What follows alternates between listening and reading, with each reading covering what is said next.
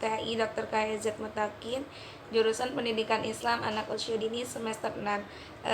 Video ini dibuat untuk memenuhi tugas mata kuliah bermain dan permainan yang diampu oleh dosen Ibu Riri Nurhijriani MPD. Selamat menyaksikan. Bismillahirrahmanirrahim. Langsung saja untuk materi yang akan saya sampaikan, yaitu tentang perkembangan bermain anak usia dini. Dalam materi ini yang akan saya sampaikan ada 3 poin. Poin pertama yaitu tentang karakteristik bermain anak usia dini. Poin kedua tentang tahapan perkembangan bermain. Dan poin ketiga yaitu tentang faktor-faktor yang mempengaruhi bermain. Untuk poin pertama, saya akan menjelaskan tentang karakteristik bermain anak usia dini. Jadi bermain itu memiliki beberapa karakteristik. Nah, karakteristik di sini adalah untuk membedakan aktivitas bermain dengan aktivitas lain. Nah, karakteristik yang pertama bermain itu adalah dilakukan berdasarkan motivasi intrinsik. Jadi bermain itu memiliki karakteristik motivasi intrinsik. Artinya ketika anak melakukan kegiatan bermain, nah kegiatan ini dilakukan atas keinginan dirinya sendiri, bukan dilakukan karena adanya paksaan dari orang lain, baik dari orang tua, guru, maupun pihak lain. Jadi atas dasar keinginan anak itu sendiri. Nah, yang kedua adalah karakteristik bermain itu diwarnai oleh emosi-emosi positif. Artinya ketika anak melakukan kegiatan bermain, nah di sini anak akan merasakan senang dan bersemangat. Terus yang ketiga, karakteristik bermain itu adalah fleksibel. Jadi kegiatan bermain itu bisa berubah-ubah sesuai keinginan anak, seperti itu. Terus karakteristik bermain yang keempat adalah menekankan pada proses bukan pada hasil, karena hasil dari bermain itu kan misalkan kalah atau menang, ataupun hasil dari bermain itu misalkan alat permainan yang berantakan ataupun lantai yang kotor. Nah, itu hasil dari bermain atau melakukan permainan. Tapi yang dilihat itu bukan hasilnya. Yang dilihat itu adalah proses ketika anak melakukan kegiatan bermain tersebut. Ketika kita melihat dari proses saat anak melakukan kegiatan bermain, nah kita akan melihat bahwa manfaat dari bermain tersebut. Nah, ketika kita melihat proses, di situ kita akan melihat bahwa bermain itu ternyata dapat melatih keterampilan anak, baik dari motorik halusnya, motorik kasarnya, bahasanya, bahkan sampai kognitifnya, seperti itu. Jadi karakteristik dalam bermain itu menekankan pada proses, bukan pada hasil. Nah, lalu karakteristik selanjutnya adalah bebas memilih. Jadi karakteristik bermain itu bebas memilih. Ketika anak bermain, di sini anak bebas memilih kegiatan bermain apa saja yang dia sukai, apa saja yang dia inginkan, seperti itu. Nah, selanjutnya adalah mempunyai kualitas pura-pura. Jadi bermain itu memiliki karakteristik pura-pura. Nah, jadi saat anak sedang bermain, nah di sini selalu ada aktivitas anak berpura-pura. Contohnya misalkan ketika anak main boneka, nah dia berpura-pura menjadi dokter atau menjadi seorang ibu. Nah, gitu. Ataupun ketika bermain balok, nah anak suka berpura-pura misalkan menjadi arsitek atau seseorang yang sedang membuat rancangan bangunan dan lain-lain, seperti itu. Jadi karakteristik bermain itu mempunyai kualitas pura-pura. Baik, untuk materi selanjutnya adalah tentang tahapan perkembangan bermain. Jadi bermain itu memiliki beberapa tahapan sesuai dengan perkembangan anak. Nah, di sini saya akan menjelaskan tentang beberapa tahapan perkembangan bermain menurut Jean Viese. Yang pertama ada sensory motor play. Nah, tahap ini pada usia 4 bulan sampai 2 tahun, di mana pada tahap ini anak itu senang menikmati bermain melalui sensor-sensor otot yang terdapat di dalam tubuh, terutama yang terdapat dalam 5 indera. Nah, contohnya adalah anak suka memasukkan mainan ke dalam mulut. Nah, karena dengan memasukkan mainan ke dalam mulutnya itu anak merasakan senang gitu. Anak menikmati aktivitas tersebut. Nah, sebenarnya di sini anak sedang berusaha mengenali benda apa sih ini gitu, sedang mencari informasi terkait benda yang dia pegang tersebut. Nah, lalu tahap yang kedua adalah symbolic atau make believe play. Nah, tahap ini pada usia 2 sampai 7 tahun. Nah, pada tahap ini itu kognitif anak sudah masuk pada masa pra-operasional konkret. Artinya pemahaman informasi anak itu melalui benda-benda konkret.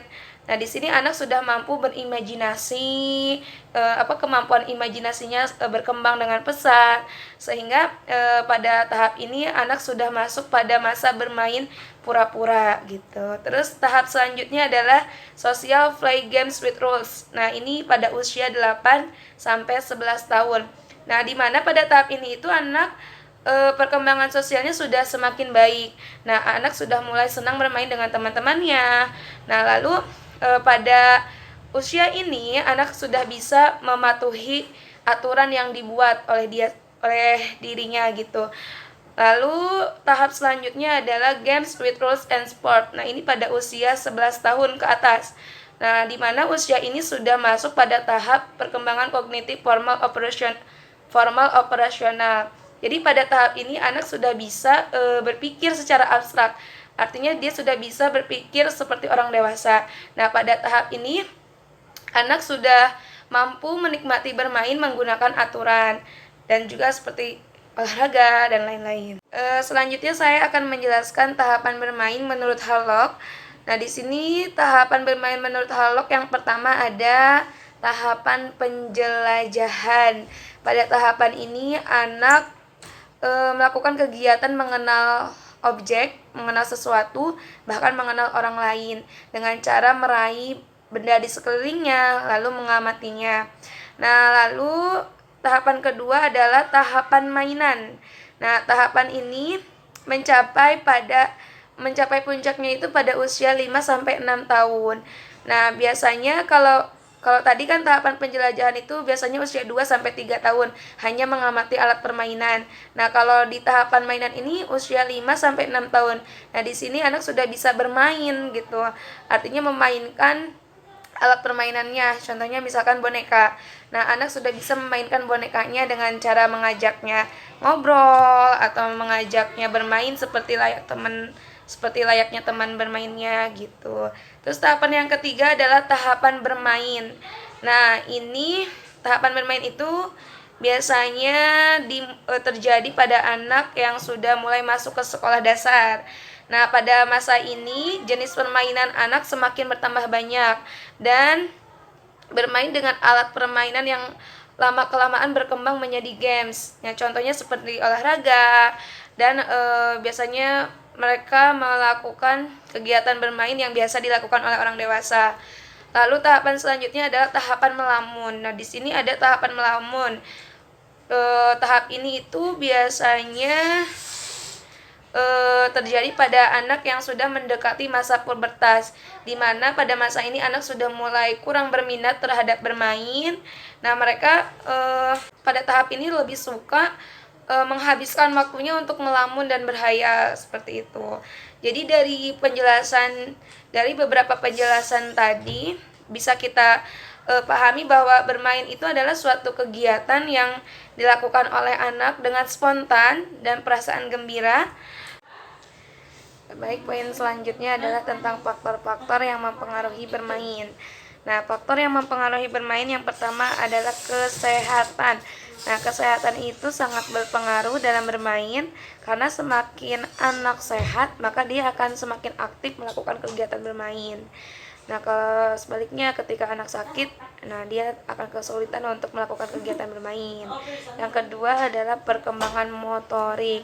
Nah, ketika anak memiliki pengendalian motorik yang baik, nah itu akan memungkinkan dia untuk bisa melakukan kegiatan bermain yang aktif. Yang ketiga adalah intelijensi. Nah, kan setiap anak itu memiliki intelijensi yang beda-beda. Nah, kalau misalkan anak yang memiliki intelijensi tinggi, artinya dia pandai, nah dia akan lebih suka terhadap permainan yang menunjukkan dalam permainan kecerdasan, dramatik, konstruktif, dan lain sebagainya. Lalu yang keempatnya adalah jenis kelamin. Nah, jenis kelamin pun berpengaruh dalam bermain. Contohnya misalkan anak laki-laki. Nah, anak laki-laki itu lebih senang terhadap kegiatan bermain yang lebih kasar gitu, permainan yang lebih menggunakan tenaga yang besar. Contohnya seperti olahraga. Beda lagi dengan perempuan. Kalau perempuan kan lebih senang pada hal-hal yang bersifat imajinatif, drama seperti itu, seperti boneka-bonekaan, guru-guruan, dagang-dagangan, seperti itu. Jadi jenis kelamin pun menjadi salah satu faktor yang berpengaruh dalam bermain. Lalu selanjutnya adalah lingkungan. Lingkungan pun berpengaruh dalam bermain. Kalau lingkungannya buruk, maka akan menjadikan anak kurang dalam bermain gitu. Misalkan kesehatannya buruk, waktunya kurang, peralatan bermainnya tidak ada, ruang untuk bermainnya tidak ada. Nah, itu akan menjadikan mereka kesulitan untuk bermain gitu. Terus selanjutnya adalah status sosioekonomi. Nah, status sosioekonomi pun menjadi salah satu faktor yang berpengaruh dalam bermain. Kalau misalkan anak yang berasal dari kelompok sosioekonomi yang tinggi, dia akan lebih senang, lebih menyukai kegiatan yang mahal, kegiatan permainan yang mahal. Sedangkan kalau yang dari bawah, dia akan melakukan kegiatan yang tidak mahal, kegiatan bermain yang tidak mahal, contohnya seperti main bola, berenang di sungai, dan lain sebagainya. Terus selanjutnya adalah jumlah waktu bebas. Nah, jadi jumlah waktu pun sangat berpengaruh dalam bermain. Selanjutnya yang berpengaruh dalam bermain adalah peralatan bermain. Nah, peralatan bermain itu sangat berpengaruh dalam kegiatan bermain anak. Contohnya, misalkan ketika anak memiliki banyak boneka, nah maka itu akan menjadikan dia melakukan kegiatan bermain yang bersifat pura-pura seperti guru-guruan, dokter-dokteran, dan banyak lagi. Adapun kalau misalkan anak didominasi dengan permainan yang seperti balok, kayu, cat air, lilin, nah itu akan mendukung mereka untuk melakukan kegiatan bermain yang sifatnya konstruktif seperti itu. Nah, itu beberapa faktor yang dapat mempengaruhi bermain. Nah, baik, cukup sekian dari saya. Mohon maaf bila ada kesalahan. Mudah-mudahan bermanfaat untuk semuanya. Terima kasih. Wassalamualaikum warahmatullahi wabarakatuh.